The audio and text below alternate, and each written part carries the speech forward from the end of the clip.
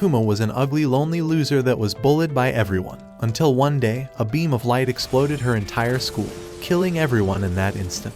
Before she knew it, she was reincarnated as a spider with a cheat leveling system and unlocked powers to fight off against the strongest dragons in this world. But when she hatched, the first thing she noticed was the way her brothers devoured one another. And when she tried escaping the situation, a giant spider appeared before her eyes, trying to end her life in that instant. Her mother viewed her as nothing more than food, so as Kumo ran away, she wished that an overpowered appraisal skill from an anime would save her. After letting those words out, a voice spoke into her head, giving her the option of consuming 100 skill points to learn the appraisal skill. Kumo realized that she's definitely inside an isekai, so she learned the appraisal skill right away, expecting it to be the most overpowered ability in this world. However, this was an off-brand slime isekai, so her skill was basically useless and only identified the name of objects. Now that she's wasted all of her skill points, she tried looking around for some food, but the place was filled with overpowered monsters lurking in the depths. After turning the other way, she saw human feet and thought that a human would definitely save her. But as she got closer, the only thing she saw was her brother's corpse. The sight of it made her piss herself, but since she was a spider, a white creamy thread came out instead.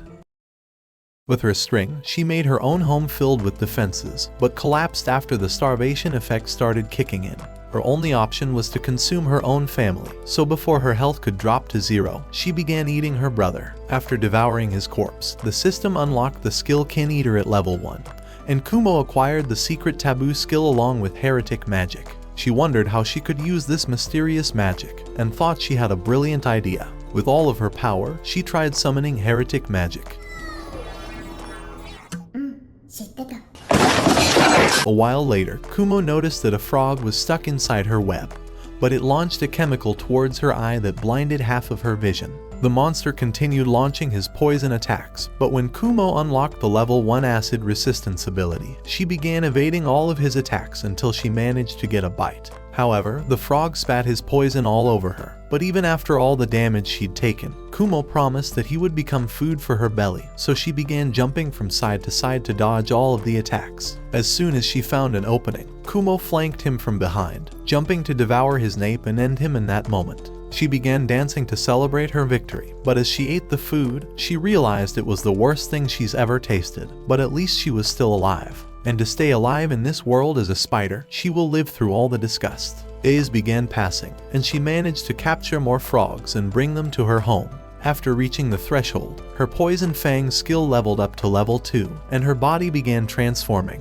The system announced that Kumo's body had also reached level 2, and all of her skills increased while her body healed. But before she could celebrate, she noticed one of her threads had managed to capture another creature. This time, however, she had caught a human, and the man threw an incendiary that began burning her threads and managed to escape, leaving an egg behind. Her fragile home had burnt down, but Kumo began creating a new one, and managed to construct an entire kitchen with a living room, and even a bedroom for spider plot development. Additionally, she created an alarm system to alert her whenever she caught a monster, but her belly reminded her that she was starving once again. So to celebrate the grand opening of her new home, she thought it was the perfect time to finally eat this rare egg in front of her. However, when she tried opening it, she noticed that it was harder than steel, so she tried using her genius technique to throw it onto the ground, but the egg was still unscathed. She wondered what type of egg it was, so the appraisal skill told her that it was an egg.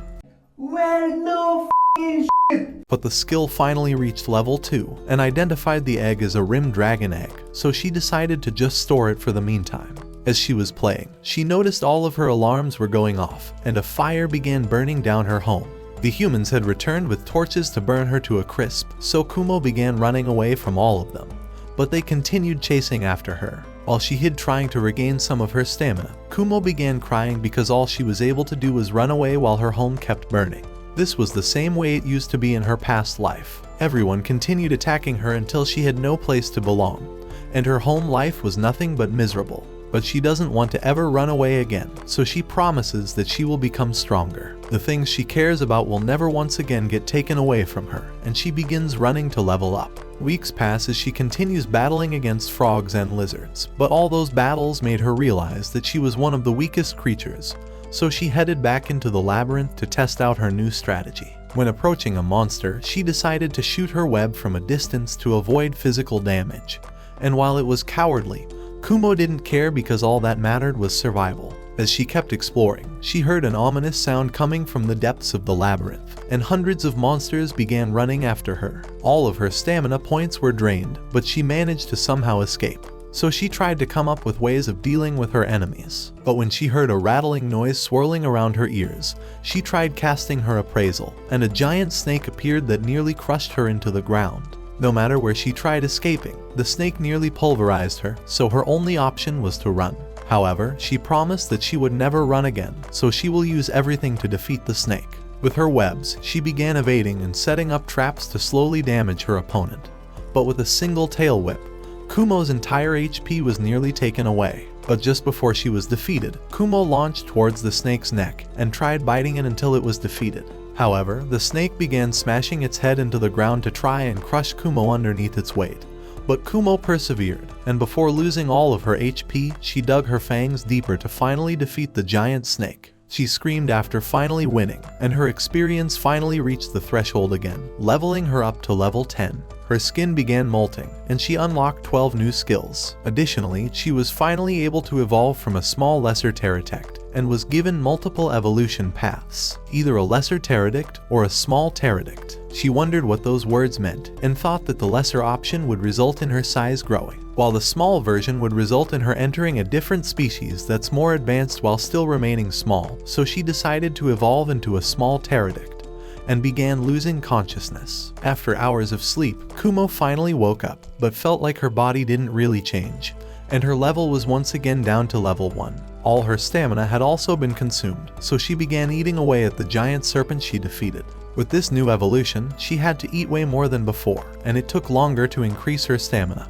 But she also gained a lot of new abilities. Thread control would allow her to become her friendly neighborhood spider, while detection would give her the ability to find enemies before they find her. But as soon as she used detection, her head nearly exploded from all the monsters around her, so she began relying on her thread control skill for defeating her enemies. After defeating 10 monsters in her new form, she finally reached level 2, and appraisal was all the way up to level 6. She realized that in this world, level 10 must be the max before evolutions, so she decided to use her appraisal ability now that it's extremely powerful. But when she used it, she realized that she could finally see all of her stats, and saw that her speed was nearly 10 times larger than all the others. As soon as she was done, she felt a group of humans looming behind her, and began running for her life.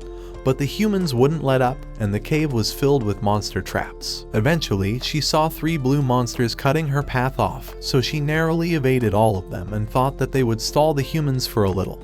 But before she knew it, she had slipped and fell into the depths of the labyrinth. While falling to her demise, she tried using her spider thread to cushion her fall, but got slammed instead.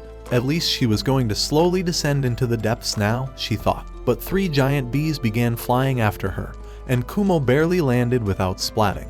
She began hearing boss music, and saw 3 snakes swarming around that began fighting with the bees, so she tried sneaking away. But Araba, the mighty earth dragon, appeared, and none of the attacks from the other monsters could even scathe him. With a single blow, he annihilated all of them, and Kumo tried running away once again. But Araba stared right at her soul.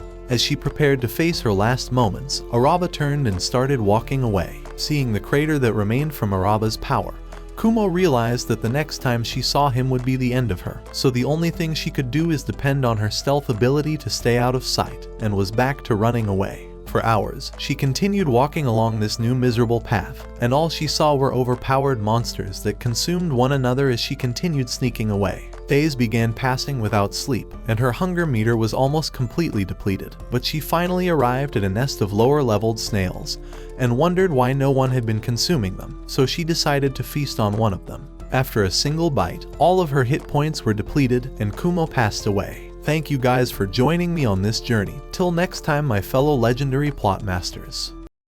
Psych! That's the wrong number! Kumo barely managed to snatch her soul back into her body and realized how close of a call she just experienced. Without the sun in the cave, she wondered how many weeks she's been traveling inside of here, but she finally stumbled upon the frog-looking beasts once more. It was the first time she'd ever found a meal in the lower stratum, so she defeated them with ease and gained the Poison Master title. With this new title, she was now able to cast poison magic, but the only thing she cared about was eating every last one of them. Once she was done eating, she investigated the poison skill and decided to give it another try.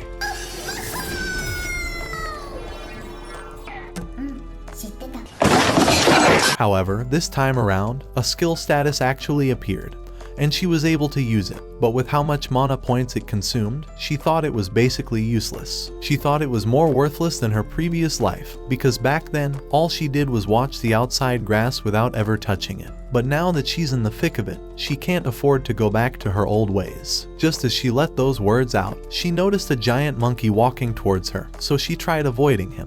But a horde of them began stampeding the entire area. She tried sneaking past them, but when she landed, a weird-looking monkey appeared and nearly squished her in place. She barely evaded every single one of the attacks, so she leaped and tried to trap his arms. However, the monkey picked her up and started swinging her around, so she barely managed to cut her string off to send him spinning around, tying him up in the process. She bit deeply into his nape, but he let out a loud scream before passing away. With the experience points she gained, Kumo had finally reached level 4. As she walked away to sleep for the first time in weeks, the skull let out a scream to alert all of its allies, and they gathered up underneath Kumo's rest area. All of them began climbing towards her, so Kumo tried climbing away from them, and the monkeys began throwing rocks to prevent her from getting away. Her only option was to fight, so she began casting nets to prevent their rocks from reaching her. She wondered what she could drop on them to save her life, and remembered her potion synthesis ability. Immediately, she began casting the poison spells towards them, but her MP drained faster than she could eliminate them, so to buy herself some time, she began tying them up to the walls. Even then, their numbers continued growing, and Kumo realized that this fight won't be over until she eliminated every single one of them. But even though each of them may outclass her, she is determined to defeat all of them. With her renewed sense of determination, a monkey grabbed one of her arms and ripped them off. 3 monkeys leaped towards her while she was immobilized, but in the last moment, she managed to level up. The 3 monkeys delivered a decisive punch, but Kumo had already jumped onto the wall, leaving behind her husk to distract them temporarily. Still, they continued chasing after her, and one of them managed to grab onto her legs. However, Kumo casted her nets to trap all of them and began knocking the rest of the monkeys down. 2 of them attempted to flank her, but she used her spider webs to tie them to a sharp pillar, and dragged it down until it collapsed. This was all part of her plan, and the entire wall of the cavern collapsed towards the rest of the monkeys. Her level jumped all the way up to level 7, but the horde of the monkeys wasn't over. 3 of the ones left over were an evolved version of those monkeys, so Kumo tried doing the same thing once more.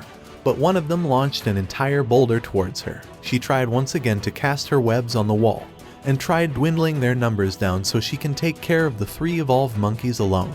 However, one of them ran backwards and began sprinting to get a jumping start.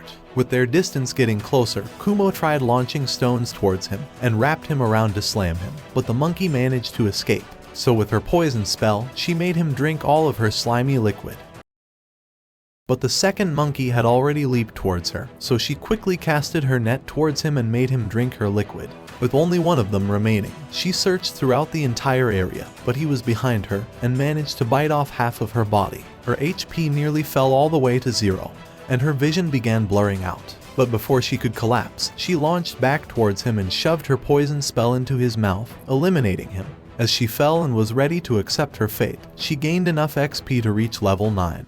And her body healed all of her injuries. The only thing left was to finish off every last one of the monkeys that remained. A week later, Kumo thought that she had the worst luck in the entire world. Not only was she reincarnated as a spider, but it's been nothing but misery and near-death experiences. Her web was burning and she tried cutting it off before lighting a fire under her ass. Just as she thought she finally had some peace, a giant magma beast appeared and tried burning her alive, so she tried running away before she became a roasted beef sandwich. She was back to hiding inside the lower stratum again, and wondered how she would ever make it out of this labyrinth. If she was to climb the same hole she fell into, she would end up facing against Araba, so she wondered if there was some other way to climb up, but decided to focus on trying to evolve first. After consuming all those monkeys, she had reached level 10 and decided to evolve into a small poison pterodactyl. A few days later, she had finally evolved, and along with her body changing, her stats had all reached 3 digits, so she can definitely fight those magma monsters now. She can even see her skill points now with the leveled up appraisal, and saw the list of skills she could obtain. Among one of them was the skill called Pride, with the description stating that it contained N% of power necessary to achieve godhood. Experience and proficiency gained is significantly increased, along with the ability to exceed the W system and interfere within the Ma field. Whatever the fuck that means. She didn't know how she could cause interference in a world without radio signals. She thought that even though her jokes were worse than the ones Anticlimax makes, at least no one would be able to hear them. And she's right, because she's going to be a lonely bitch her entire life.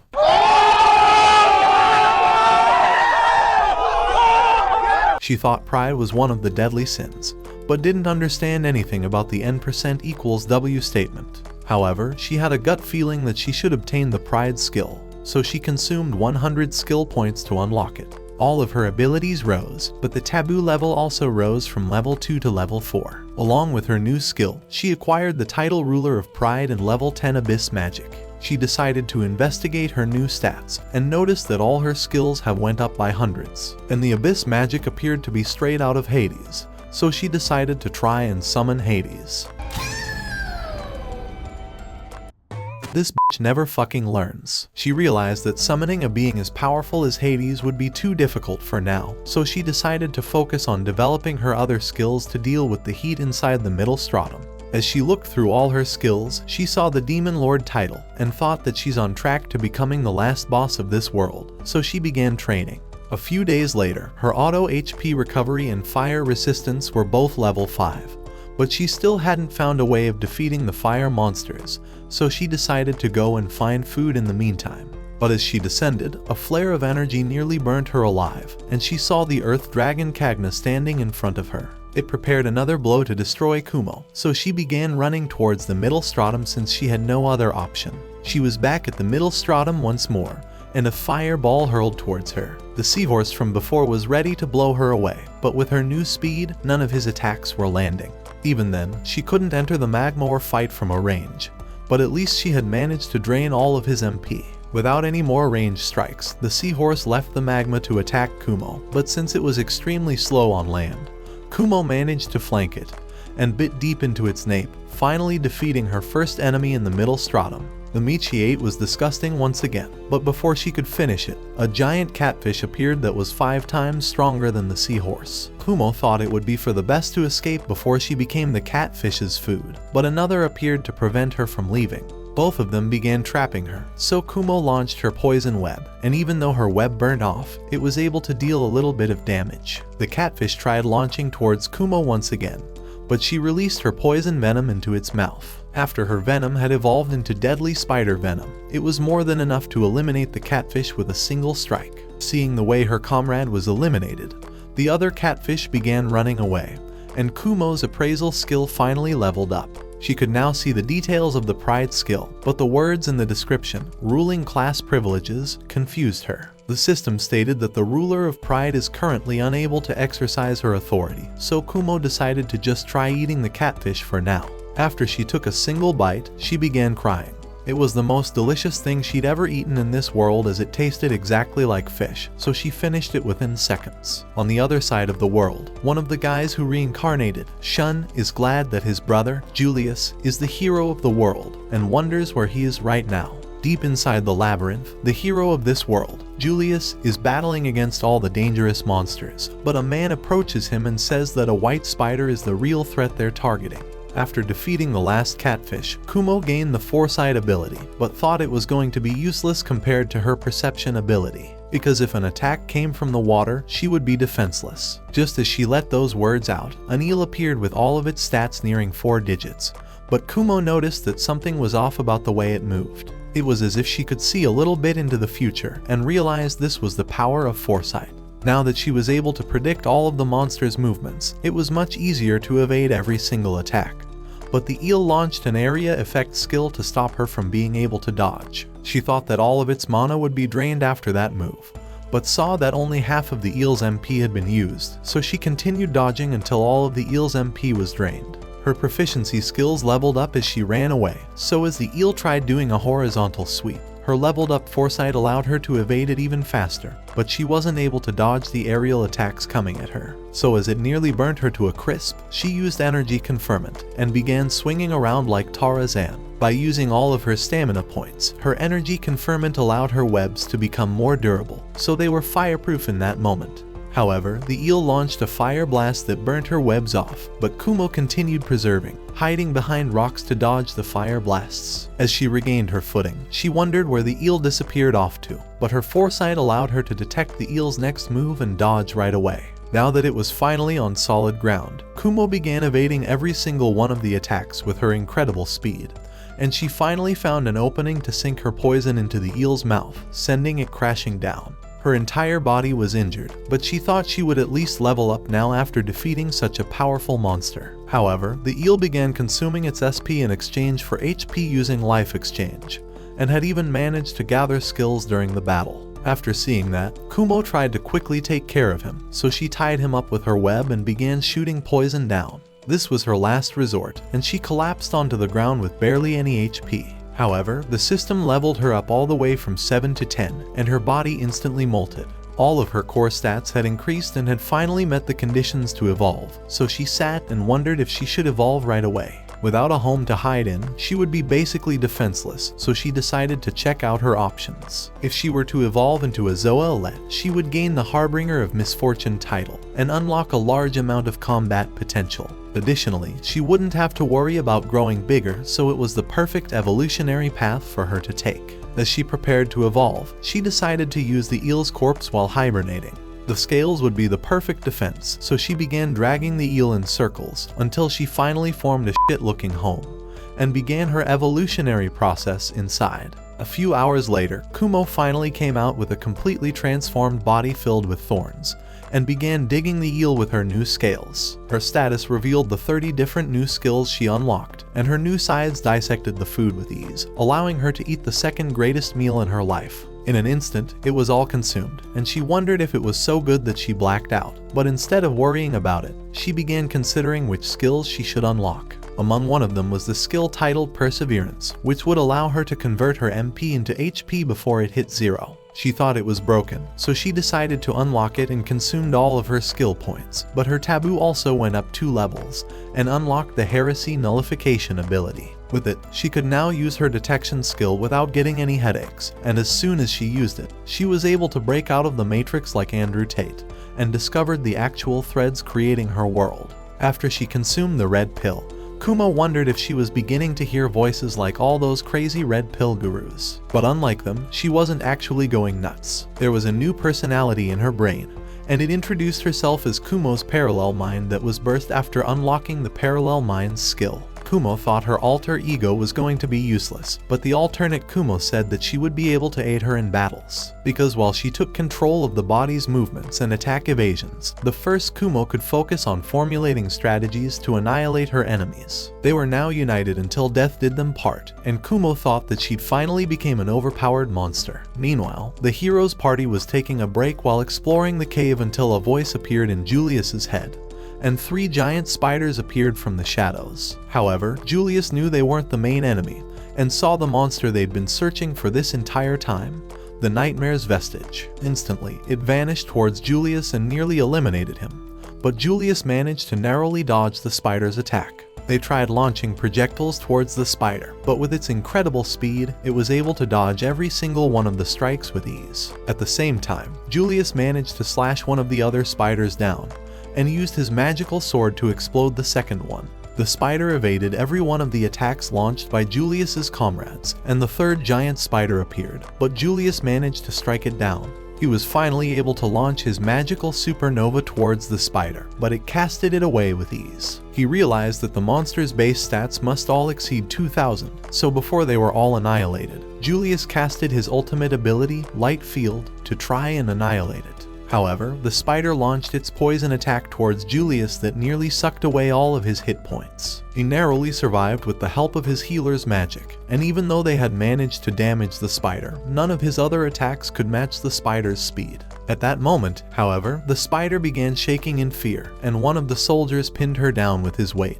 So Julius casted his holy light beam to destroy the spider once and for all. They had finally completed their mission and began walking away, but Julius wondered what could have terrified that nightmare's vestige. On the other side of the world, a man asked a mysterious woman what concerned her, but she said she just had to deal with the creature getting ahead of itself and tells the man to just focus on his own job. The man agrees to her command, as she happens to be the Demon Lord. Meanwhile, Kumo studied the Ruler of Perseverance title she had acquired and saw the various skills she was able to obtain. Among one of them was the Evil Eye abilities, where each one had different overpowered effects like paralysis and permanent burn. She didn't want to pick a single one, but her alt ego reminded her that she has 8 eyes, so she would be able to use 8 of them. After being shocked by the genius of her second brain, she decided to take the cursed evil eye and unlock the rest later. As soon as they found an evil frog to test her abilities on, Kumo ran closer and casted her evil eye ability towards the frog. Within just a few seconds, all of the frog's hit points were drained, and her appraisal skill had finally reached level 10. But before she could celebrate, an interference noise began filling her brain, and she was no longer able to communicate with her alternative brain. On the other side of the world, Shun asked their teacher what happened to the other 26 people who reincarnated. The teacher revealed that along with her, there were 3 other reincarnates attending this academy. Additionally, there were 11 living at an elf village, and 2 more hiding in specific locations. As for the rest, however, 4 of them were already dead, while the other 3 are alive. Still, she can't reach them at the moment, and says that's all she's going to tell them since they're going to be beginning the camping lesson soon. Shun, the hero's brother, was partnered up with Hugo, one of the other reincarnates. However, Hugo has a distaste for all the other reincarnates, so while Shun was gathering herbs for his group, a flame nearly burnt him alive, and Hugo was the one who cast the spell. Shun asked him what happened to the other student with them, and Hugo revealed that they won't be seeing him again. After all, this world is nothing but a game for him, and he will become the ruler of this world. With all these skills and abilities, this world is like a dream come true, and Shun isn't a part of his dream. Shun quietly appraised all of his skills and realized that Hugo's been planning this for a long time.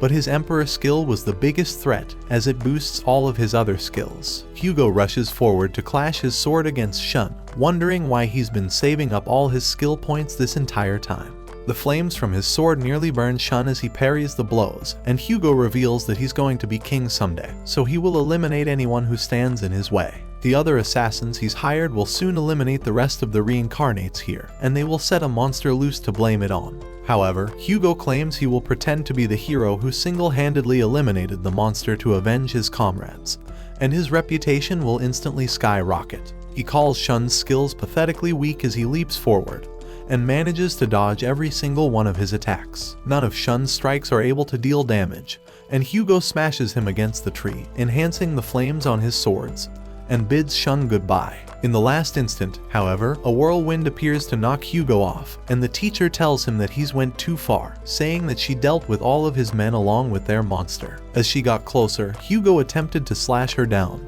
but she knocked him with her wind attack. While he groveled on the ground, the teacher requested ruler privileges and forced Hugo to agree. Immediately, all of his stats began dropping, and all of his skills disappeared. The only one that remained was the n%I equals W statement. Meanwhile, Kumo had leveled up all of her skills and managed to evolve her vision enhancement into telescopic vision. She thought it sounded lame, but when she tried it out, it was almost as if she had multiple visual fields, and with her second brain, this would make her even stronger. Days of leveling had passed, and her Zoa-Le body had risen up to level 3, along with her life skill evolving into longevity. Kumo decided to ask the body brain if she would be able to combine Evil Eye with telescopic vision. That way, she would be able to activate it from a distance. Additionally, the detection ability was finally level 10 as well, but along with appraisal, neither of them evolved. So Kumo was sad and hoped she would gain some type of compensation, like a super ruler of wisdom skill. As she let those words out, she began hearing the interference noise once again, and she heard a beep inside her ear. The system appeared, stating the senior administrator D had received her request, and evolved all of her skills into wisdom.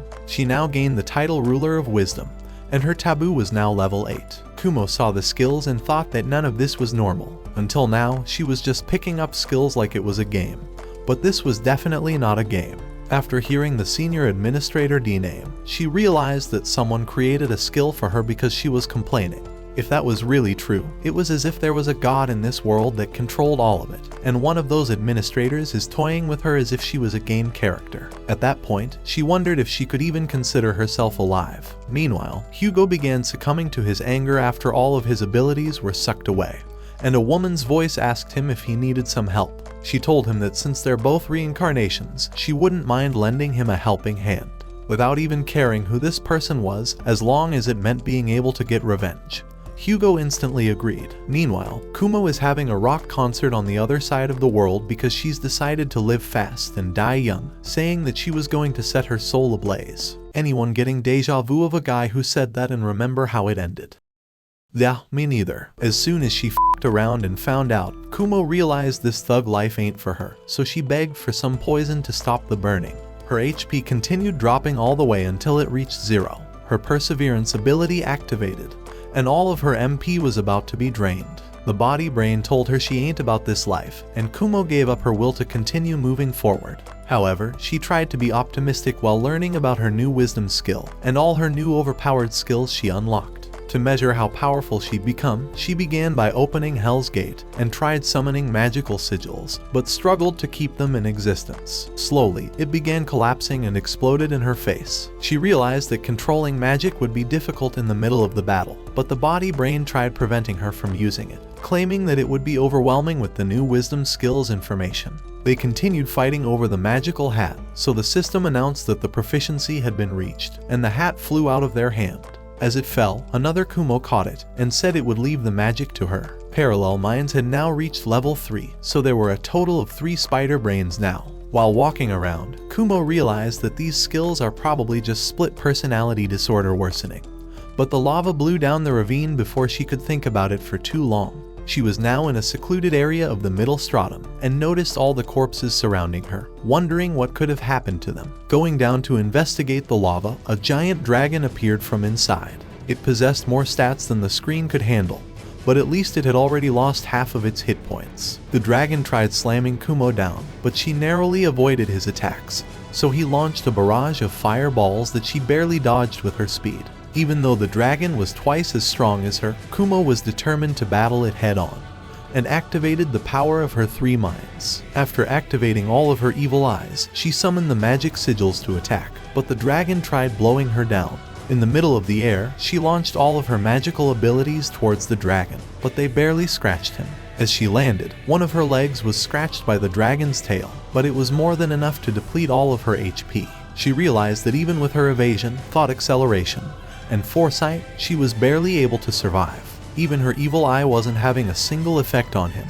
But as she dodged around, she realized that she might have a chance considering how low his hit points were. So as she escaped his relentless attacks, she tried thinking of a way to counter his overwhelming speed.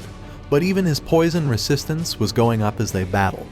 The dragon prepared a fire blast towards her, but Kumo finally found an opening, and used her poison synthesis to cover herself from the fire. The dragon began launching a barrage of fireballs towards her, and Kumo barely cut the thread off to dodge them, but she began free-falling directly into his mouth. The dragon flew up to swallow her while she couldn't move, and even though she was about to die, this was all part of her plan. Immediately, she activated thought acceleration to stretch out the time, and while there was no fire in the way, Kumo activated her Ultra Mega Gigamax Spider Venom, and asked the magic brain to add some more poison abilities in there. The parallel mind skill leveled up to level 4, and a new guy joined, but the other brains told him to shut the f*** up and leave because he's an ugly, lonely loser.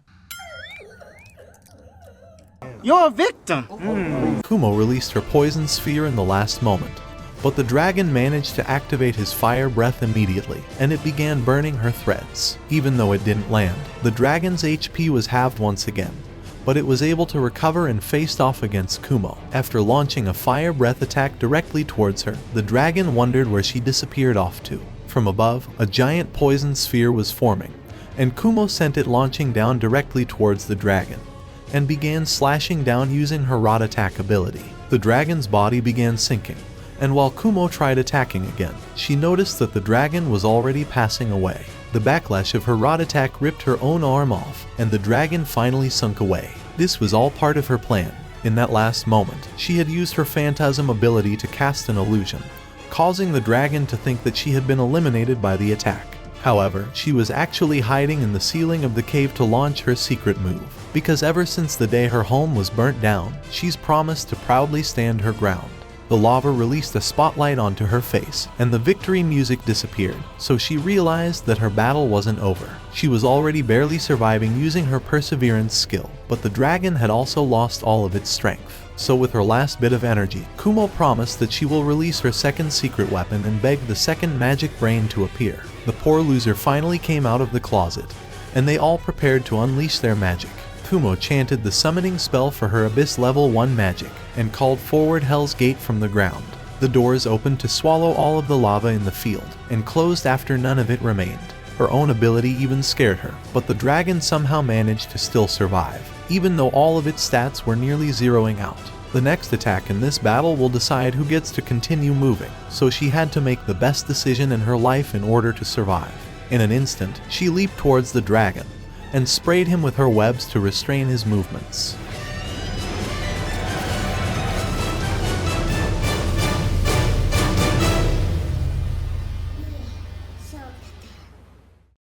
She began leveling up constantly, going all the way up to level 19.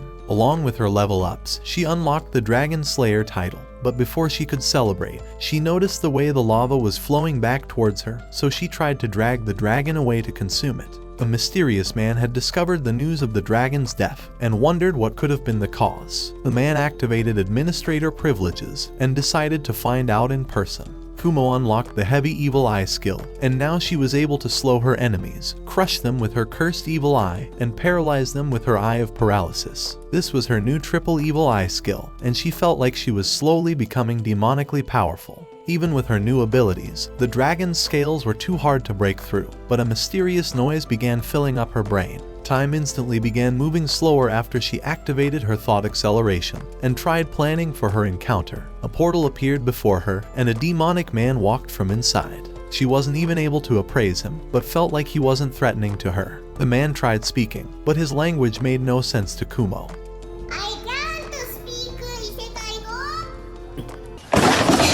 Kumo's dumbass tried explaining with her arms, so the man dropped a smartphone in front of her, and Administrator D introduced herself. The man grabbed the phone, and the administrator told Kumo to wait for a moment. They began speaking some language made up by an 8-year-old bored in math class, and after they were done, the man left through the portal and disappeared. The administrator introduced herself, saying that her friend won't be getting in Kumo's way. Kumo wondered who the this crackhead was, and she introduced herself as D. All of Kumo's thoughts were being read, but D explained that she normally doesn't do this, as she likes to just watch from the distance. Kumo wondered why she would be watching her from a distance, and the administrator revealed that this anti-climax video is more entertaining than all the Netflix dramas, so she promised that I would upload the next part when this video reached 20,000 likes. Additionally, she says that everyone should spam Rip the Doctor to confuse the fake fans, because they'll never expect it.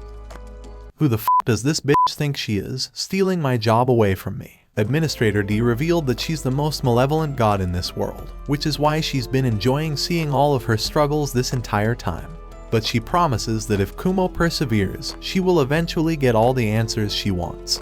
And the phone disappears. Inside the Demon Lord's castle, the Demon Lord meets for a conference with the rest of the leaders, and I'm sorry I have no idea what they're talking about at all. Something about missile rifles starting a war, but the only thing exploding is me. However, the only thing that makes volcanoes explode harder is the sponsor of today's video, Reincarnated, a new apocalyptic adult, and I repeat, an adult 18+ game listed on the greatest adult gaming platform, Arrow Labs. Featuring some of the hottest girls and best plot physics, this game will allow you to lead a squad of hot anime girls into battle, while creating your own strategy through hundreds of different skill combinations, and with over hundreds of different illustrations, with some being extremely explicit and plot-driven.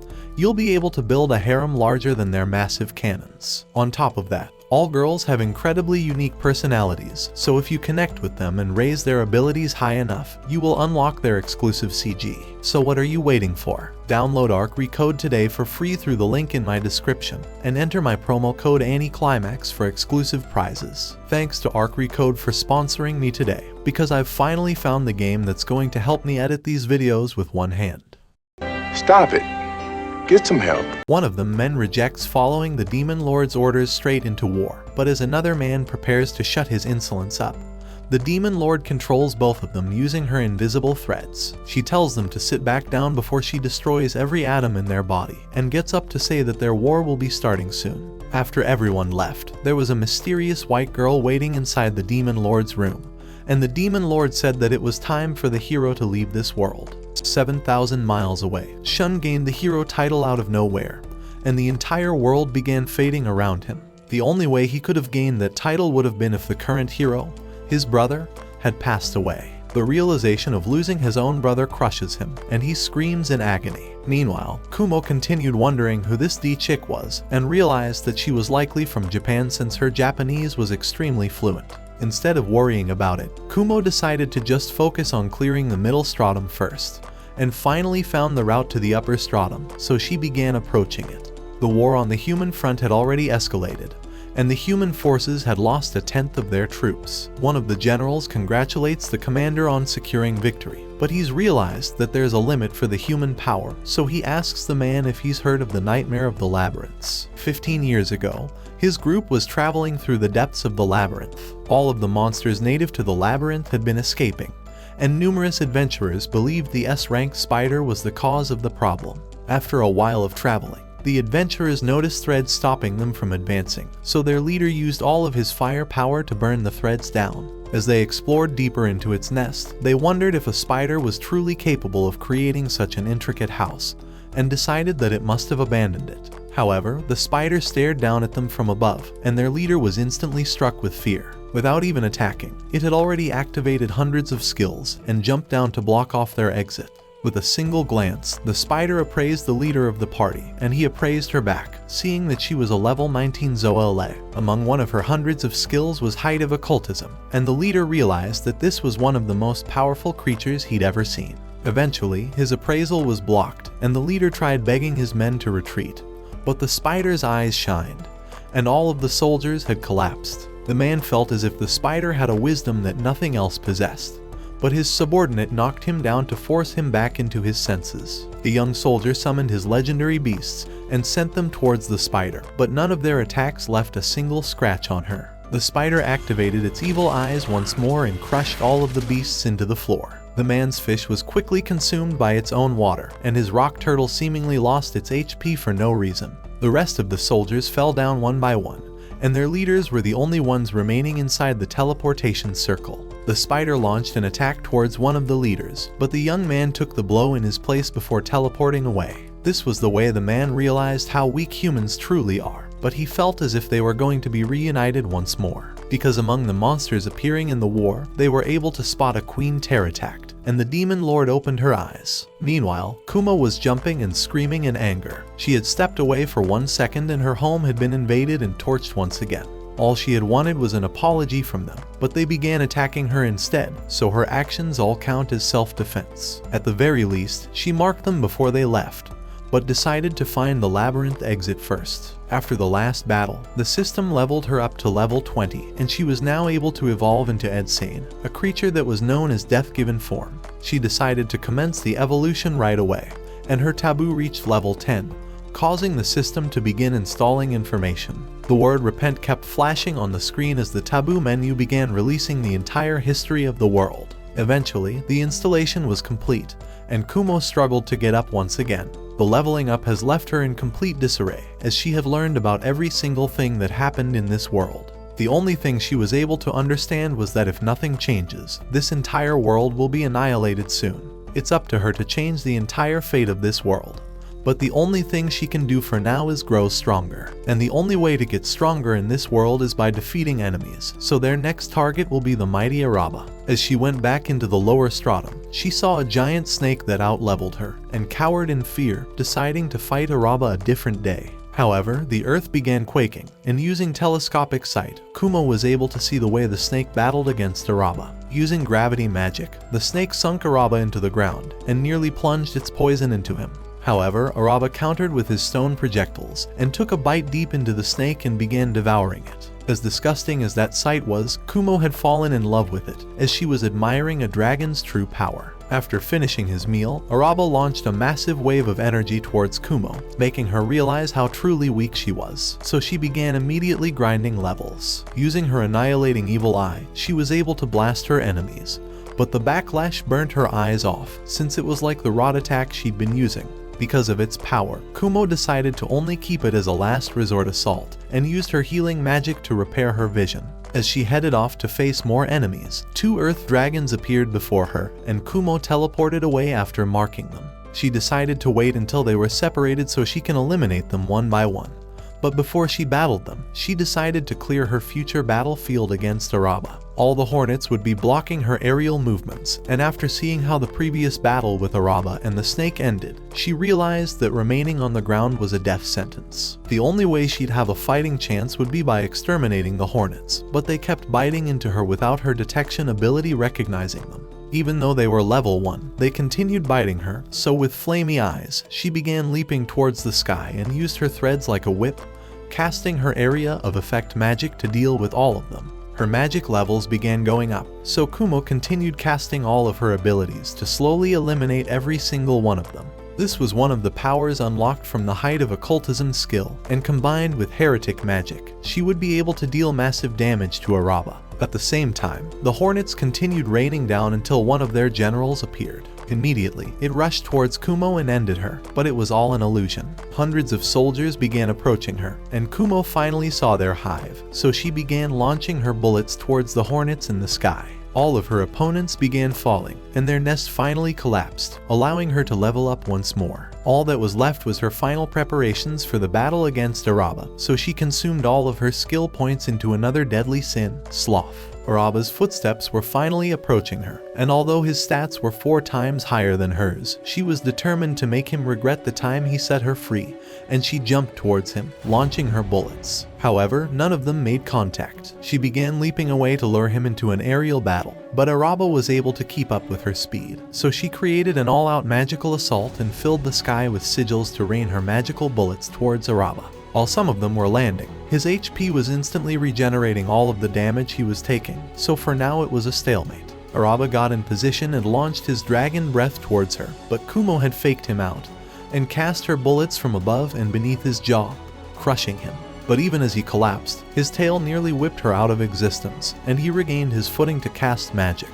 Kumo tried retaliating with her own barrage, but while she was blinded, Araba attempted launching towards her, and she narrowly avoided being bitten by him. Her threads were the only things carrying her away from his blasts, but even those were setups for more advanced earth magic traps. It was all she could do to continue surviving, especially since none of her magic eyes were having any effect on him. Araba continued launching his breath attacks, and flashed towards Kumo, but she narrowly dodged his countless slashes. Although he was directly in front of her, Araba didn't advance because he'd caught onto her deadly web. So while there was some distance, she began casting her poison synthesis towards him, but Araba dodged the huge waterfall of poison coming. While he was pinned to the wall, Kumo began launching her torrential poison downpour, and Araba was momentarily stuck in place. However, he managed to destroy her webs with his dragon breath, and Kumo launched some of her white balls towards him.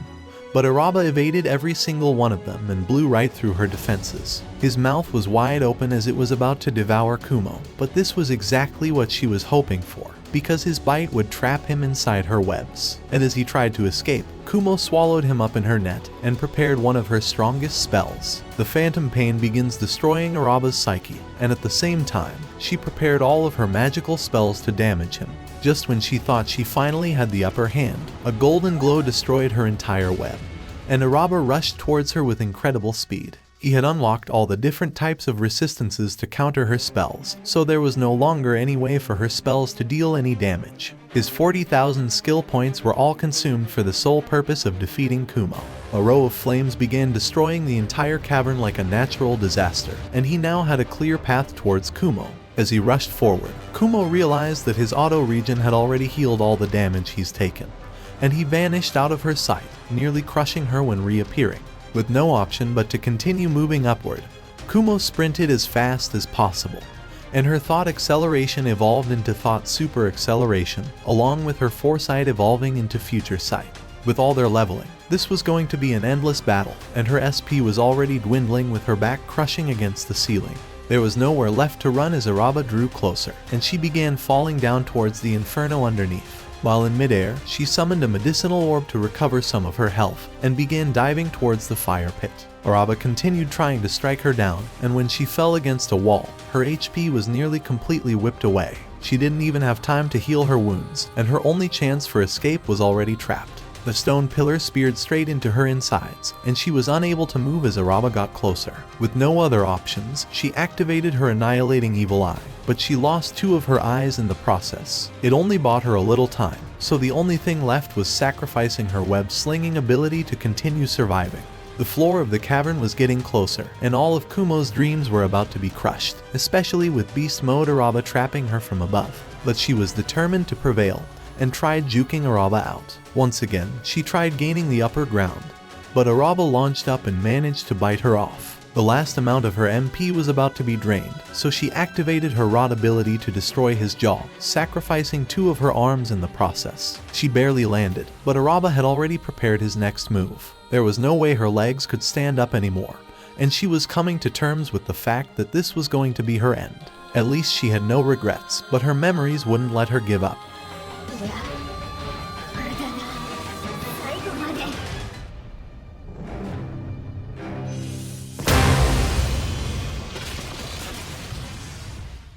With no leftover energy, Kumo fell down, and thought she had finally managed to survive thanks to her overpowered skill. The only thing she could do was activate her sloth ability. There was no chance left for Araba to win this fight, especially after she had consumed all of his stamina and mana points. Draining his HP was never her intention, as his auto regen would have ruined any chance of it ever hitting 0. This was why she picked up Sloth, to slowly drain his stamina points, the only stat that can't be automatically regenerated.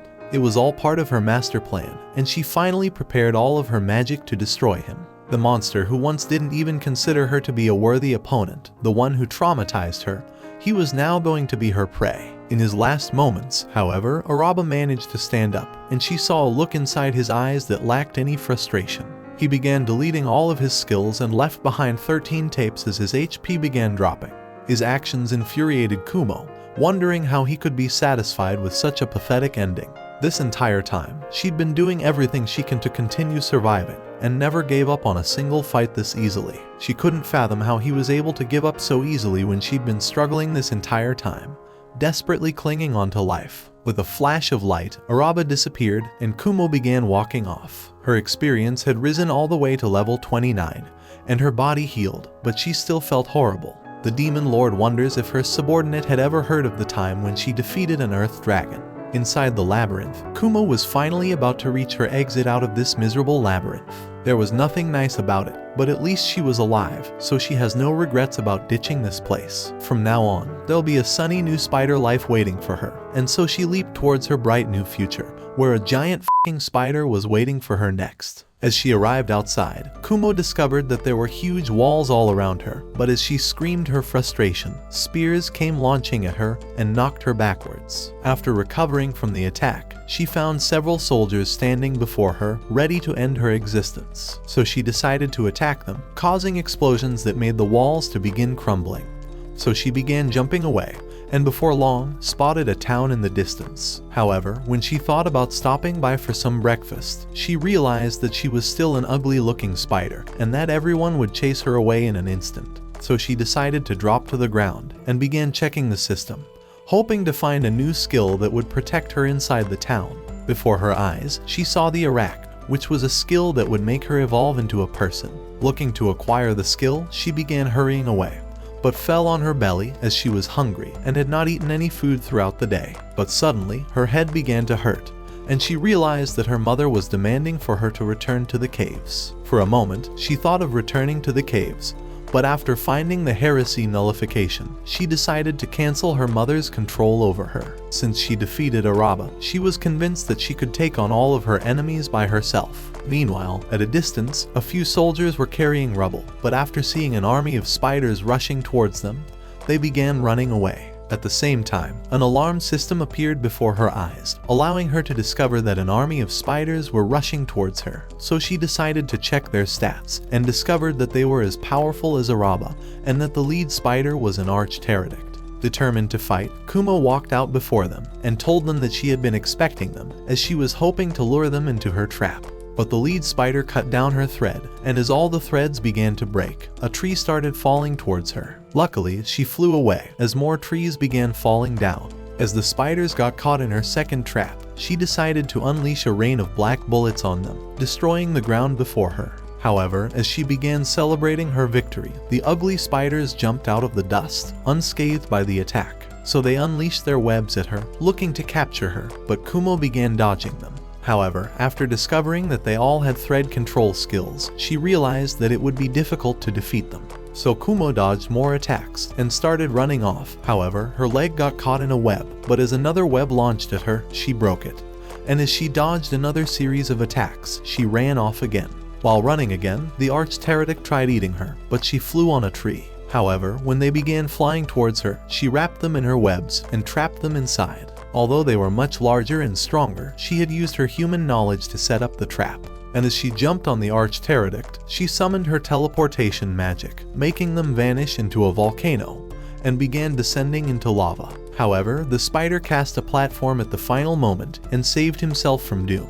As he tried shaking her off, the platform began cracking. But Kumo was determined to defeat him, so she jumped to a new platform and summoned a mighty rain of black bullets on him. However, he began using his healing skill, so his HP started increasing, and the platform under his legs multiplied. As he continued healing and resisting her black bullets, Kumo realized that she may not be able to eliminate him. So she decided to unleash black spears at him, and as she managed to destroy the platforms, he fell into the lava, making his HP decrease. However, she would not let his perfectly good meat to go to waste, so she pulled him out. As she began eating him, the system told her that she had reached her experience threshold and had increased by 2 levels. While vomiting into a bowl, she began to vanish, but appeared to the remaining spiders. After another teleportation spell, they vanished into the volcano, and she pulled them out as another meal. Just then, a signal began flashing on her head from her mother, making her realize that she was still determined to bring her back to the caves. So she decided to create a plan,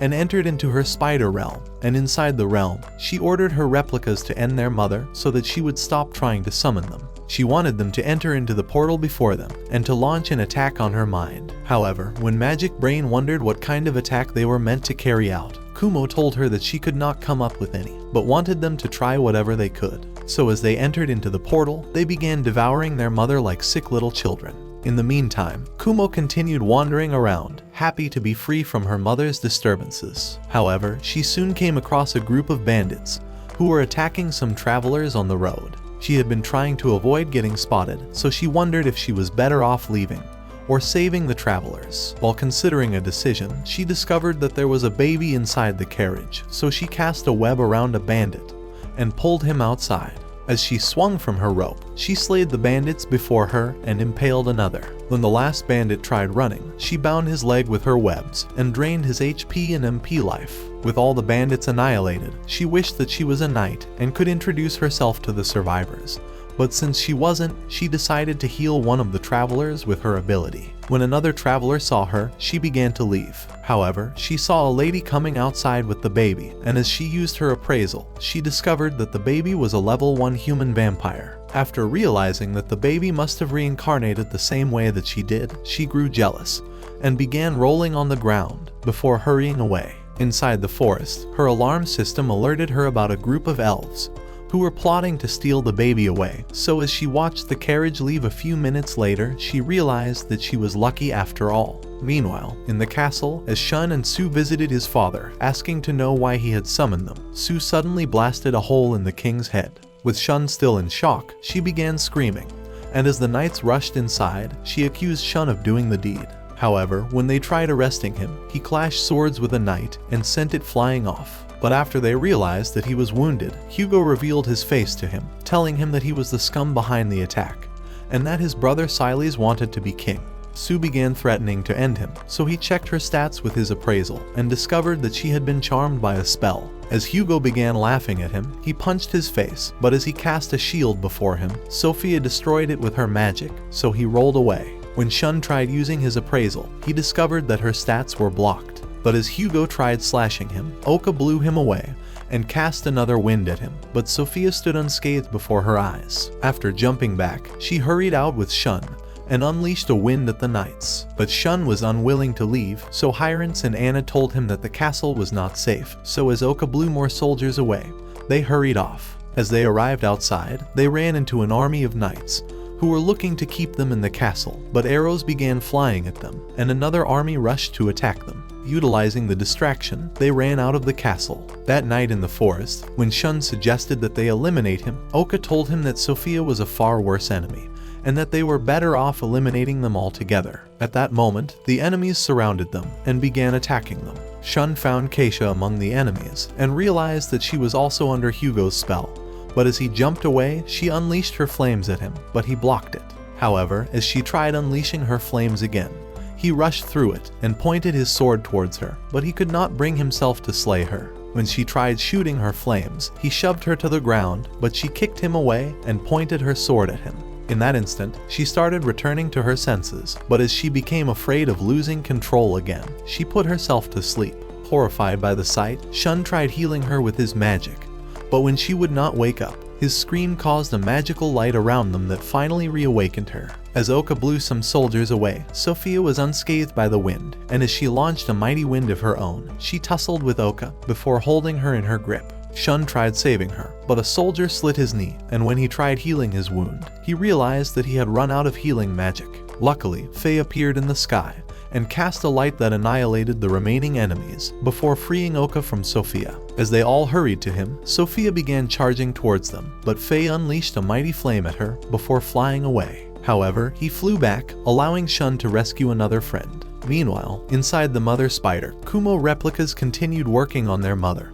Pause. But when Magic Brain began wondering why she was not trying to fight them off, the others thought that she has too many offsprings to focus on. However, Magic Brain continued wondering why their mother had not sent more spiders to find Kumo. Since they had a connection to her, she suspected that their mother knew they were a freak of nature and was intending to annihilate Kumo immediately. And at that moment, the mother spider screamed at the remaining offspring before blasting a hole into the ceiling. When Kumo's replicas tried leaving to warn her, they discovered that they had been trapped inside by their mother, who was determined to end Kumo and began hurrying out of the cave. At the same time, Kumo was wandering through the woods, considering what to eat. She thought of catching a boar or a deer and eating some fruits afterwards. And while saying these words, she came across a fruit, but as she began eating it, a leg impaled the ground before her, and she realized that her mother had come out of the caves to end her. As Kumo checked her stats, she discovered that her mother was a level 89 Queen Pterodict,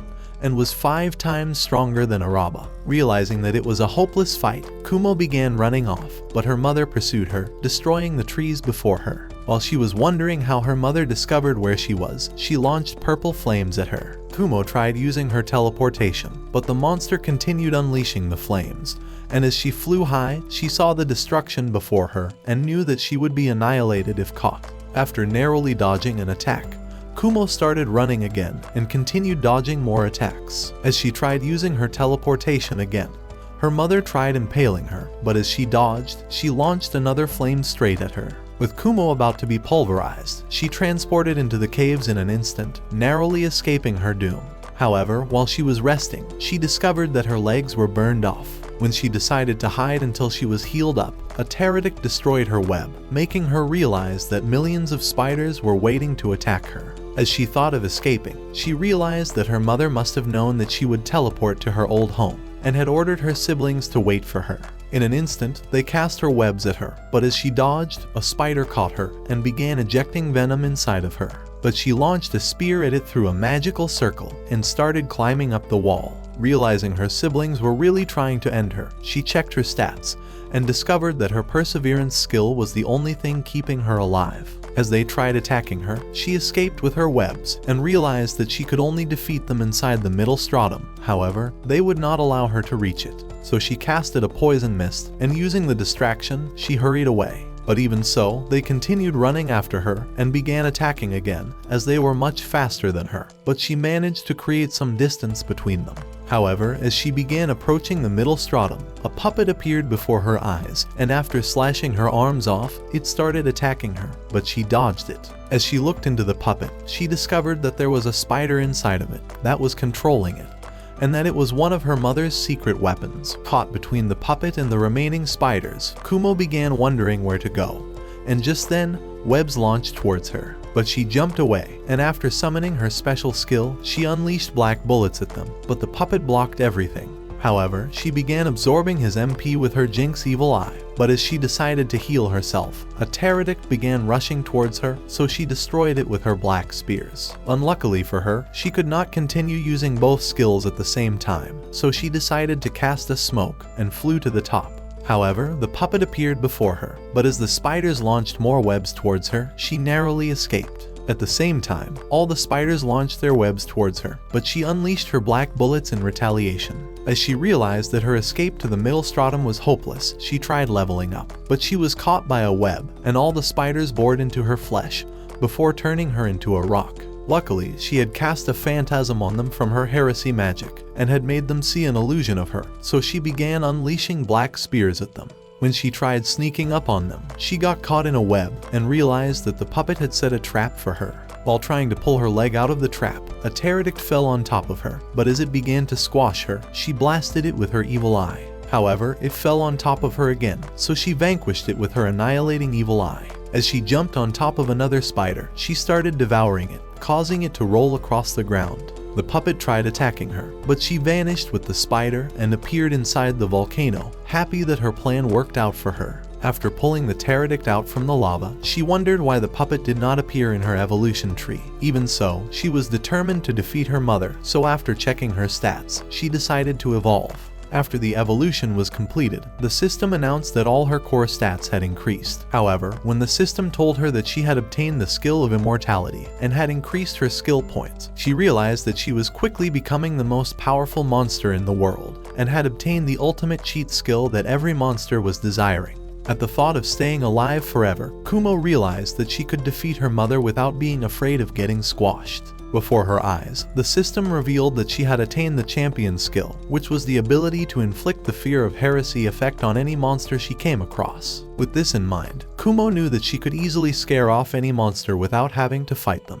However, when she began wondering how she was acquiring these abilities in the first place, the goddess of this world called her from a phone and tried explaining to her, but Kumo was unwilling to respond. However, when she threatened to turn her into a pancake, Kumo immediately answered it. Meanwhile, Kumo was swimming in the ocean and was glad that she could finally swim as compared to her former life. After a few minutes, she began fishing for breakfast. As she remembered her mother, she thought that she was better off allowing her replicas to wear her down, while she began thinning her army. As she suddenly made a catch, she tried pulling it out, expecting a tuna, but discovered that she had caught a dragon.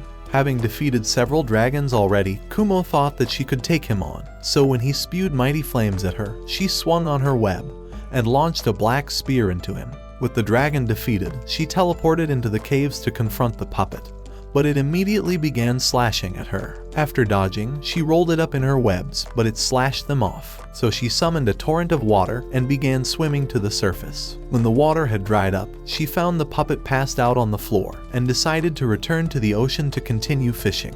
However, Magic Brain began warning her of a terrible enemy approaching her. In that moment, an explosion erupted on the land, and a new enemy walked through the dust. Kumo tried using her appraisal, but her stats was blocked, so she used her knowledge skill and realized that the enemy was a level 139 origin pterodactyl, who was an ancient divine beast and demon lord. As Kumo tried hurrying away from her doom, she broke apart from a mighty blast launched by the demon. Meanwhile, Kumo managed to survive the demon's attack as a result of the immortality skill she acquired.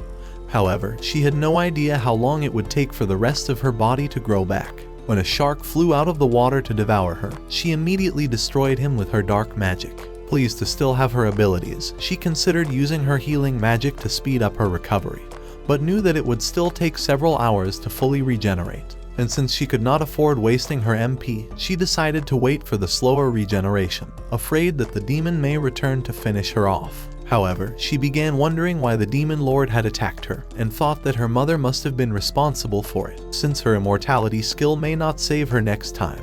Kumo began considering a new plan for her survival. After a few days, she was restored again, and jumped out of the water eating a fish. When she was done, she started climbing a tree, hoping to discover where she was, and through her clairvoyance skill, she was able to see the town before her. Before her eyes, a carriage began passing through, and she realized that it was the same travelers she had saved several days ago. However, when she looked into the bush, she discovered that the elves still intended to steal the baby. At the traveler's home, a group of elves slayed a security and snuck inside, looking to steal the baby. But as they arrived inside the room, they started falling as Kumo annihilated them with her jinxed evil eye, and before long, began monitoring the last of them, whom she had marked with her evil eye. As he arrived at their village, Kumo realized that there were still a few of them left, but wondered why they were determined to steal the baby. The following day, Kumo saw a group of elves worshipping their goddess and began eliminating them with her evil eye. Within a few days, she had eliminated all the bandits around the town, and although the lord of the town thought she was a filthy, disgusting insect, the townspeople were convinced that she was sent by their goddess. After all, the demon lord, who was the Queen Pterodict, was having the title of ancient divine beast. A lady began approaching her from the town, asking her to heal her son who was looking very sick, so Kumo came down from the tree and decided to check his stats. She realized that the boy was having liver cancer and wondered if they had nothing to eat, since the woman's stats revealed that she was malnourished and fatigued. So she decided to heal them with her healing magic, and as they recovered, the woman gave her an apple. By the following week, the entire town began worshipping Kumo, calling her the divine beast, and selling her toys for everyone. When Kumo tried saying that she wasn't the divine beast, the people only heard her screaming, and thought that she intended to go to a spider toilet. Meanwhile, Shun and his friends arrived at a teleportation circle, which would lead them to the elves' village. And since the village was protected by a magical barrier, Oka told them that the teleportation circle was their only way of getting inside. As they vanished in the circle, they appeared in the village, but a group of elves confronted them. However, Oka stood in the way, introducing everyone as her friends, and saying that they had come to support their battle against Hugo's army. But one of the men told them to leave immediately, as he had no trust for humans. At that moment, Potamus appeared behind him and told the group to stay, but they were all surprised to see him, since they had watched Sophia slay him in their battle. Inside the village, Potamus told them that Hugo was marching towards their village with 80,000 soldiers, and that all the cities believed he was the hero, but had not realized that it was Shun. That night, Shun began wondering if the elves were trying to lure them into a trap, as they suspected that Oka had secretly informed Potamus about their arrival. By the next day, they arrived at a reincarnation settlement, where the remaining reincarnated students lived and worked on farms. When a girl introduced herself as Sachai, the group soon remembered her as their class rep, and before long, the rest of the students began hurrying to them and introducing themselves. As they started heading inside, Oka told them that she was leaving and began walking away. Inside the house, the students continued introducing themselves, and they were happy to be reunited again. But after their introduction, Shun discovered that 2 students were missing, and that Kumo was one of them. When Shun asked how they ended up in the elves' village, Sachai told him that some of them were sold off by their parents, since they were considered to have a mysterious existence. Meanwhile, in the town, Kumo began sensing that the demon lord had left the labyrinth and was hurrying towards her, but as she considered running off, she realized that her mother was alone in the bottom stratum of the labyrinth, and that she had lost most of her abilities due to the attacks from her replicas. Looking to exploit the opportunity, she vanished into the caves, but as she faced off with her mother, expecting an easy victory, she realized that she was stuck to her mother's webs. As her mother tried to end her, she slashed off her legs and jumped away. When she tried swallowing her with a mighty wind, Kumo held on for her dear life and narrowly dodged a powerful flame. In that instant, several webs began covering her, so she launched her black bullets at them, but it did no damage. Kumo knew that she would be trapped before she could teleport, so she decided to slash the webs and began falling towards the ground. But in an instant, her mother cut her apart and tried swallowing her again. However, Kumo was determined to survive and tried flapping away. At that moment, Magic Brain returned and powered her with new abilities from their mother's astral flow, which they had devoured. With these additional powers, they blasted their mother with a torrent of attacks. Immediately, Kumo was restored and all her stats increased. Looking to end her mother, she spewed a mighty flame, destroying her in an instant. When it was over, Magic Brain told her that the last of the replicas had gone into the Demon Lord, having found a portal in their mother's mind, and had considered it their perfect opportunity to attack the demon. But after these words, Kumo realized that the Demon Lord was returning to the caves to eliminate her, so she vanished. In the town, a group from a neighboring kingdom confronted Kumo while she was eating, and accused her of destroying their fortress a few weeks ago. It was the castle that she found herself in after emerging from the labyrinth, and was shortly attacked by the soldiers before she destroyed them. When the townspeople tried stopping them, they threatened to declare a war on them, and commanded Kumo to follow them, but she vanished, and began heading towards the trees with her fruits. From the distance, she discovered that the leader was a guest in the Lord's home. But as she thought of leaving the trees for a different settlement, she realized that the baby would be endangered again. To be certain that she was also safe, she decided to spy on the demon lord, and found her battling a great monster in the labyrinth. Relieved by this, she tried resting, but a man appeared from a portal, whom she had met before, and introduced himself as Guladistodes. What a f***ing name. We'll just call this ugly, useless, worthless moron Gilly. He told her that he was an administrator of their world, and asked her to stop attacking the demon lord. But Kumo was confused, since it was the demon who was looking to end her. However, she soon realized that he was referring to her replica, who was inside the demon, so she told him that she had lost connection from her since she obliterated her mother. So Gilly asked her to leave the town, and find a new settlement for herself, as he considered her too powerful to be around regular people. But Kumo was determined to stay, and told him that since she attained the taboo skill, she had learned that a group of elves were looking to destroy their world, and was bent on ending them. Hearing these words, Gilly realized that he could not make her leave the town, so he vanished into the portal. As Kumo returned to her bed, she was alerted by the system, and narrowly dodged the knives aimed at her. After blocking more knives, she eliminated the men with her evil eye. But when she tried draining their EXP, she discovered that they were the same group from the neighboring kingdom, and decided to get her revenge. At the same time in the Lord's home, the leader was sipping grape juice, but suddenly began to fall and passed away from Kumo's evil eye. When the Lord found him, he realized that Kumo must have been responsible, and feared that her action would cause a war between the kingdoms. And since the other kingdoms were eager to start a war, he was convinced that they would exploit every opportunity they had. Immediately, a man rushed in to inform them that the neighboring kingdoms were all marching towards their town to annihilate them. Meanwhile, Kumo had spotted the army, and thought that she was responsible for the declared war, so she decided to fight for the town. In the elves' village, Oka wondered if the students blamed her for keeping them in the settlement. When she first woke up into this world, she realized that she was reborn as a baby, but was shocked to see that everyone had long pointed ears. However, through her memories of otaku facts, she knew that they were elves. In her former life, prior to the explosion, she had aspired to be a great teacher, and had spent her time imitating the latest trends to aid her in understanding the students better. And due to this, she had felt some satisfaction from her work. However, after the explosion, her soul found it difficult passing on, and since she was determined to hold on to her memories, she decided to continue caring for them like she was still their teacher. Luckily, she had acquired the student roster skill, which was a listing of all the students who reincarnated, as well as the details of their past, their present, future, and their annihilation.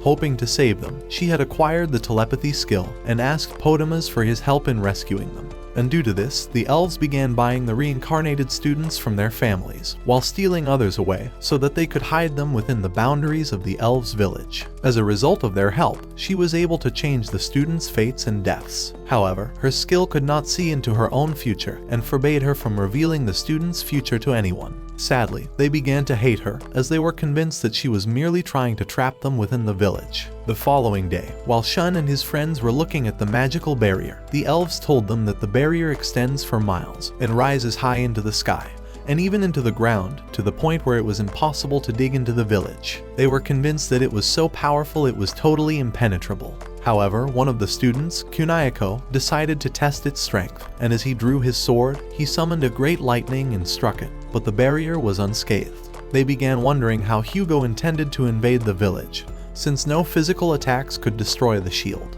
Later that evening, while the group were returning to their settlement, Oka appeared before them and asked to speak with them.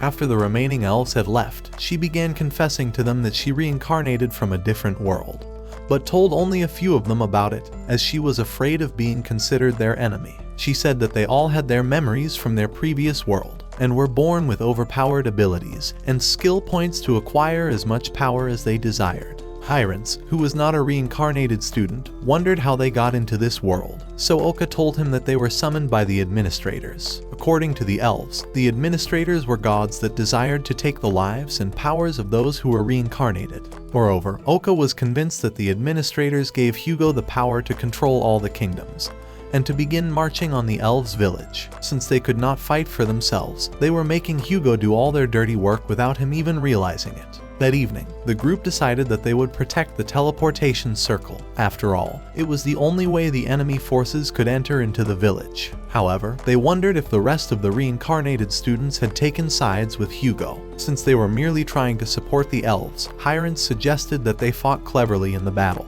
and fled the moment the elves began to lose.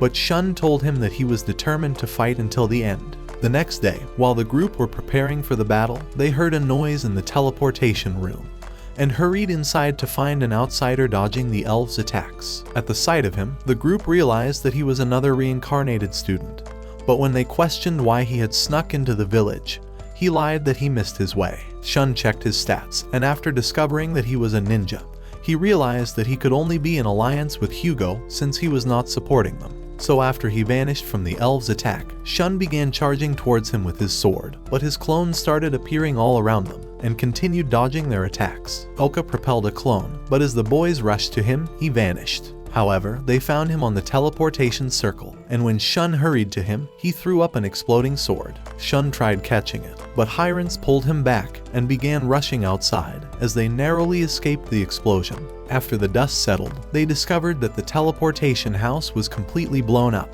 and that they were trapped in the village. Before their eyes, the barrier began dissolving, and with the village finally exposed, Hugo drew his sword and commanded his army to attack everyone, so they rushed forward and began clashing with the elves. Hugo charged towards Oka, so she blasted a wind at him, but was dispelled by Sophia. Hugo wished to fight without anyone's help, so he asked Sophia to step aside and charged forward, but Oka cast a wind at him.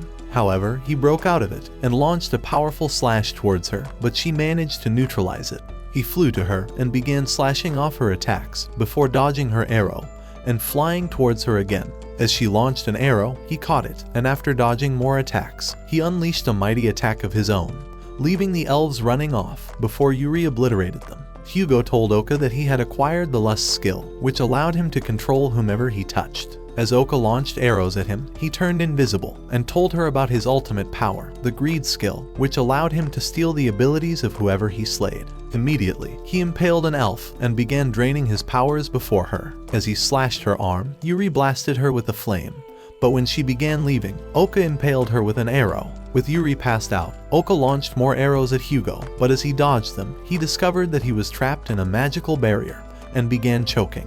But the ground exploded around Oka and freed him from the spell. When Hugo raised his sword to end her, Oka realized that her existence was about to end, but Shun blocked his sword, saving her. At the same time, Kumo appeared on her own battlefield, looking to consume as much EXP as possible, so she jumped in the midst of the soldiers and obliterated them with a mighty blast. While she was celebrating leveling up, a powerful blast hit the ground, and the demon Ariel appeared out of the dust. A few minutes ago, she had been in the labyrinth, unleashing a mighty blast at an old beast, while it spewed a powerful flame in return. When the monster refused to surrender, she launched more attacks at him, but the beast still had some fight in him. So when she threatened to destroy him in her next attack, he decided to unleash a flame at her, but she neutralized it with a flame of her own. And as she emitted a powerful aura, she put a hole in him with her mighty flame. With the monster defeated, Ariel thought of eating his meat, but realized that it was the weirdest thing to do, and began wondering why she was having these thoughts. Meanwhile, inside her mind, Kumo's replica was continuing her business and was integrating herself with the demon, causing her to think like Kumo. When she tried eating his meat again, Gilly appeared behind her and told her that there was a replica of Kumo within her and that it was eating up her mind so that they would have a combined soul. Ariel decided to check Kumo's memories and discovered that she was a reincarnated student. However, Ariel remained determined to end Kumo, as she considered it her punishment for ending her mother. Hoping to see Kumo destroyed, Gilly decided to lead Ariel to her, and revealed a portal so she vanished into it. As she appeared on the battlefield, she threatened to annihilate Kumo in an instant, and while Kumo was wondering how she was discovered, the evil queen launched a flame towards her. After narrowly dodging, she bumped into an invisible shield, and soon realized that there was a magical barrier before her. Ariel launched another flame at her, but she jumped away as the flames burned the soldiers before her, destroying everything in its path. Realizing that Kumo was not wounded by the flames, she attacked with her kicks, but she dodged and watched her shield vanish before her. With the barrier keeping her from teleporting, Kumo realized that it was also canceling her magic, so she continued dodging Ariel's punches and kicks. As a rock flew towards her, she destroyed it and began dodging her strikes again. Since the demon had low resistance to light magic, Kumo decided to blast her with a mighty light. But as soon as her HP decreased, it began increasing again. Kumo began blasting her again, but her HP continued increasing. When she arrived before Kumo, she summoned a large rock, but as she tried running, it vanished, and the demon began approaching again as her SP increased. When she checked her stats, she discovered that Ariel has the gluttony skill, which helped her recover her HP and SP by merely eating anything. Swiftly, she knocked Kumo back, and she began crushing the soldiers as she rolled away, and consuming their EXP. The evil queen swung a kick, but as Kumo dodged, she was kicked to the ground, and began crushing the soldiers again to consume more EXP. As they faced off again, a boy appeared before them, challenging them to battle. Kumo realized that he was a hero, but thought that his level 14 was too weak to challenge the demon lord. However, Ariel appeared cautious of his presence, and Kumo wondered why she was not squashing him like a bug. As she used her knowledge skill, she discovered that although the hero had lesser abilities, he had the power to slay the demon, so Kumo decided to utilize her distraction and run off. But a great flame started falling towards them, and as the hero looked away, Ariel unleashed the abyss magic towards her, pulverizing her in that instant. At the same time on another battlefield, Hugo's army and the elves continued battling, but as Hugo and Shun tussled with their swords, Hugo launched him back. Kunayako started approaching him, hoping to win him over to their side, but everyone realized that Hugo had no memories of him, even though they had an inseparable bond in their former lives. Hugo said that he came to eliminate Shun and Oka, as he considered them the biggest threats to his kingdom. However, Oka was looking to defend everyone, and offered to fight him herself, but Keisha held her back, as she was still wounded. So as Shun faced off with Hugo again, they decided to fight alone without any support. Hugo began emitting a powerful aura as they charged at each other and began clashing swords, with Hugo looking relentless in his attacks. But Shun knocked his head and punched him in the gut. As he pointed his sword at him, Hugo tried controlling his mind with the jinx of his glowing eyes, but Shun was apparently too powerful for him. Since acquiring the Dragon Slayer title, Shun had become resistant to every magic. After commanding him to surrender, Hugo began slashing at him, determined to slay him, but Shun dodged easily, and as he knocked his sword away, he punched him hard in the gut. Hugo claimed that the world belongs to him, but Shun told him that it belongs to everyone living inside of it, and watched Hugo fall as he tried standing. Having seen enough, Sophia called him an ignorant, useless loser and confessed that he was merely a plaything for her course. Just then, the commander of a demon army appeared behind her and told them that his army were advancing towards the village, after successfully distracting the group through Hugo's forces. Hoping to stop them, Shun decided to challenge Sophia to a battle. However, when he saw Yuri being taken away, he tried stopping them, but Sophia stood in his way. As he charged towards her, she summoned a sword out of the ground. As she shoved him away, she teased him, calling him a weak little boy. When he attacked her again, she blocked it and lunged him away. Realizing that Shun could not defeat her, the group decided to support him, while Kunayako and another student offered to take on the demon commander, and soon started clashing swords and unleashing a blast at him, before chasing him off. At the same time, Oka fired an arrow, but Sophia caught it and dodged the others, before blocking Hyrance's shield. Shun and Kadia tried slaying her, but she slashed them off. She told them that they could not match her abilities, and that she was intentionally sparing their lives, since her master had commanded her to eliminate none of them. When Oka launched more arrows at her, she merely blocked them. So Shun rushed at her again, and began attacking her with unrelenting strikes, but she blocked and dodged everything. As Oka unleashed more arrows at her, Shun tried taking advantage of her distraction, but was knocked back. When he demanded to know why they were being spared, Sophia told them that the administrators of this world needed their powers. But in an instant, a mysterious circle spread across to her, and as Shun began rushing towards her, Oka fired several arrows, while Hyrance threw his shield at her. However, when Shun tried slashing her, she merely blocked his sword, so he jumped back in surprise. She told them that she was impressed with their combined attacks, and swiftly kicked Shun back to the group, as he realized that magic and weapons had no effects on her. Faye descended before him, realizing that it was a lost battle and decided to surrender. She had always known that they had no chance at winning, but knew that Shun would insist on fighting, so she decided to wait for her moment.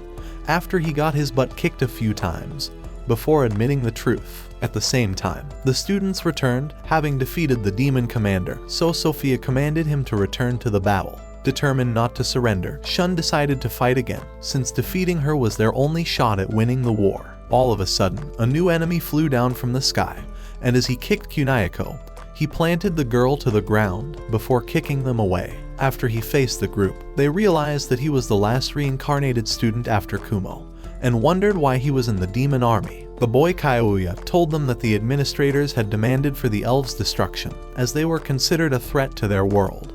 And since he was the commander of another demon army, it was his duty to join the war against the elves. As he raised his hand, an army of demons surrounded them, but a portal opened before Shun, and elves appeared above them, informing him about the demon lord's invasion on their village, and that he was the only person that could stop her. However, before they could teleport him, Kyoya impaled one of them, so the remaining elves launched arrows at them, but Sophia slashed them off and eliminated them with a dark mist. At the leader's command, the elves summoned robots out of the portals, and as they hurried away, the robots marched towards Sophia. When she unleashed her dark mist at them, she discovered that the robots could not be damaged by it. After they were surrounded, the robots began firing at them, but when the dust settled, they realized that they were protected by a magical pyramid. When Sophia began walking towards them, the robots launched several blasts again, but she unleashed a mighty wave that began sinking them to the ground. And as the elves launched arrows at them, Sophia unleashed her waves towards them, destroying them in that instant. Looking to stop her, Shun began running towards her, but Kyoya drew a sword from a demon portal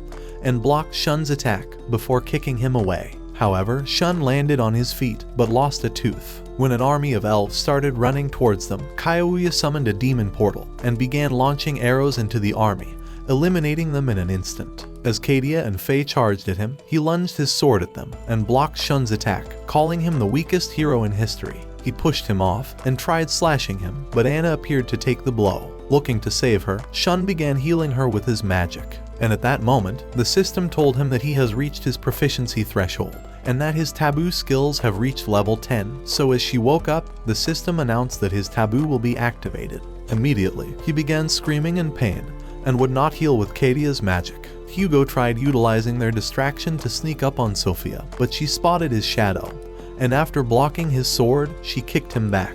As she picked him up, ready to slay him, a light shone on his face, causing her to release him as her master appeared behind her. Realizing who she was, the group looked shocked to see her, as she was the last of the reincarnated students, and she was Kumo's future self. In the meantime, Kumo hatched from an egg and discovered that she was in a nest full of her own spider eggs. Having utilized the egg-laying skill she acquired from her mother, she had managed to implant one of her replicas inside her own eggs, in case she ever needed to respawn. With her immortality skill and the ability to revive herself through her eggs, she was practically indestructible. As she began checking the system, she discovered that she had attained the Arachne evolution path, so she decided to activate the evolution. In that instant, she acquired the humanoid form, and when it was over, she realized that her stats had increased, and that her range of vision had expanded. As the remaining spiders began hatching, Kumo decided to be a good mother and fed them with some leftover monsters before hurrying away. When she remembered that there was a battle inside the town, she decided to see with her clairvoyance,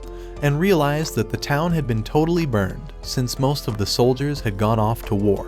And before long, she saw another group of elves sneaking into the traveler's home. Inside the home, the Lord asked his security Merazofis if everyone had evacuated from the town, but he told him that there were still a lot of people who had not left, and suggested running away. But the Lord was determined to stay, so he asked him to hide his daughter Sophia in a safe place, and after they bid their daughter goodbye, Merazofis ran off. However, in the corridor, he heard the couple screaming from an attack, but hurried away. As he ran down the steps, he tripped from an arrow, and a group of elves appeared before him. He drew his sword for battle, but they launched arrows at him, yet he protected the baby. As he stood up again, determined to fight, Sophia bit him and obtained the level 1 kin control, turning Merazofis to a vampire. In that moment, he ripped out the arrows, and as his wounds healed up, he charged towards them, and smashed one onto the floor before ripping off another. When two of them tried running, Potamus showed up and blasted Merazofis into a wall. He believed that Sophia was too dangerous to be spared,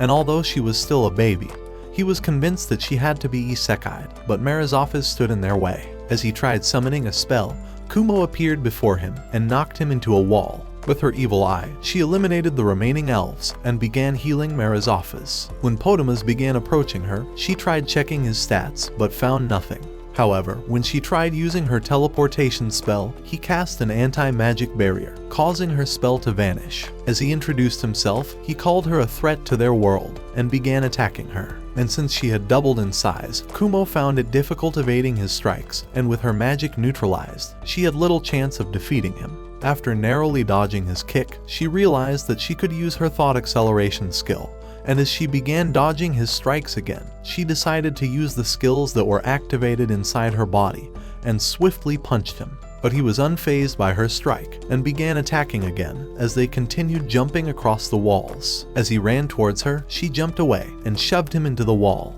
But before long, he emerged as a robot. Having already learned from her taboo skill that weird robots would destroy this world, Kumo realized that the only way of saving everyone was by destroying every last one of them. But Creepy Robot drew a gun and began shooting at her. Unable to continue dodging his blast, she began descending on him, but as he blasted her head off, she kicked his face. However, he adjusted his head and launched a flame at her that she narrowly evaded. But as she landed, he blasted her leg off and continued firing at her as she ran. Desperate to defeat him, she unleashed her rapping evil eye, but it had no effect on him. However, when he tried firing again, his gun folded, making her realize that she could destroy him by using his own armor. But when she used her evil eye again, he swooshed away from her, so she decided to wait for her moment to attack him. Suddenly, Ariel crashed inside, introducing herself in creepy Kumo style. When she demanded to know why Potamus was fighting with Kumo, he stumped the floor and told her to screw herself, so she smacked his head off, and after promising to eliminate the real Potamus, she stumped him. With the enemy defeated, she began approaching Kumo and offered her a truce, since her abyss magic could not annihilate her, and with Kumo's replica continually influencing her thoughts, she thought that she was better off keeping Kumo around as an ally, so they decided to shake hands in a truce. Meanwhile, the real Potamus woke up in a lab full of his clones, and as he considered Kumo a formidable enemy, he decided that he must eliminate her the next time they faced off. The following day, Kumo and Ariel began heading out of the town, so Ariel asked Kumo to join her army, as she intended to eliminate the real Potamus before he destroyed their world. Afterwards, Ariel asked Marizafis and Sophia to also join their group, since they were vampires and had no place to go. Marizafis looked confused at the realization of being a vampire, so Sophia apologized for turning him. However, he was only too glad to protect her forever, so he agreed to follow Ariel to the demon territory. Realizing her chance at saving their world, Kumo decided to follow them, and soon joined the other heroes. Watch this next video. Till next time, my fellow legendary plot masters.